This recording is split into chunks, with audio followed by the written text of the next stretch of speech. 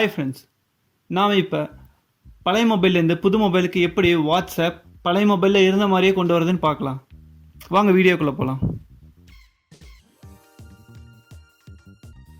First Google drive open பண்ணிக்கோங்க.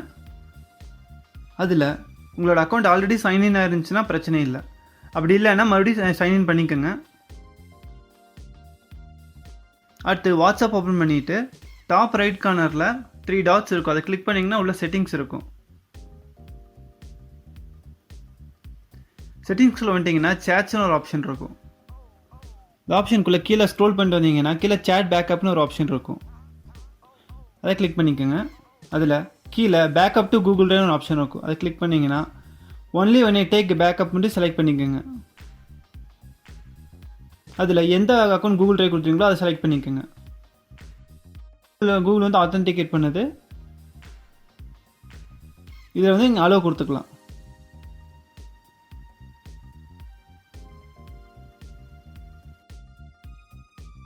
மேலே backup option இருக்கும். பேக்கப் கொடுத்தீங்கன்னா இப்போ லோக்கலில் பேக்கப் ஆக ஆரம்பிக்கும்.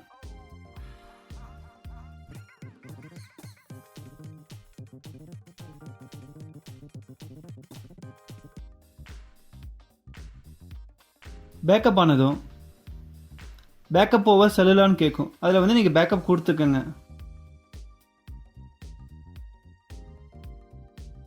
இப்போ எனக்கு 17 MBங்கிறதுனால நான் மொபைல் டேட்டாவில் வச்சு பேக்கப் கொடுத்துட்டேன்.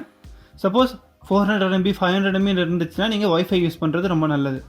அவ்வளோதாங்க, இது 100% பேக்கப் ஆயிரும். அடுத்து உங்கள் புது மொபைலில் கூகுள் ட்ரைவ் ஆப் டவுன்லோட் பண்ணிவிட்டு அதில் வந்து பழைய மொபைல் என்ன கூகுள் அக்கௌண்ட் கொடுத்தீங்களோ அதே அக்கௌண்ட் கொடுத்து சைன்இன் பண்ணிக்கோங்க. பண்ணதுக்கப்புறம் ப்ளே ஸ்டோர் போய்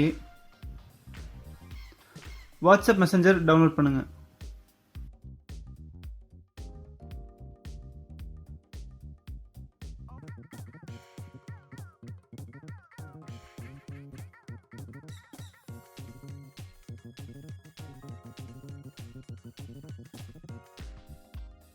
ஓப்பன் ஆயிடுச்சு.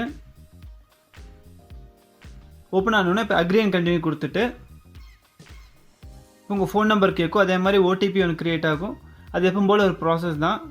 அதை முடிச்சிட்டிங்கன்னா அதை முடித்ததுக்கப்புறம் உங்களோட கூகுள் ட்ரைவை செக் பண்ணும். சப்போஸ் பேக்கப் இருந்துச்சுன்னா காமிக்கு இந்த மாதிரி டு ஃபைண்ட் அண்ட் ரீஸ்டோர் பேக்கப்னு அதில் வந்து கண்டினியூ கொடுத்துருங்க. இதுக்கு வந்து அலோவ் கொடுத்துருங்க. இதுக்கும் அலோவ் கொடுத்துருங்க.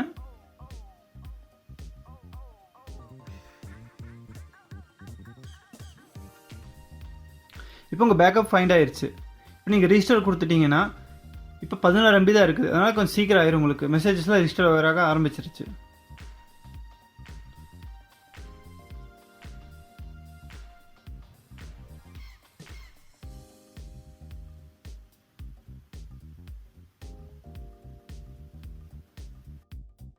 $10,033 மெசேஜஸ் ரிஜிஸ்டர் ஆயிடுச்சு எனக்கு.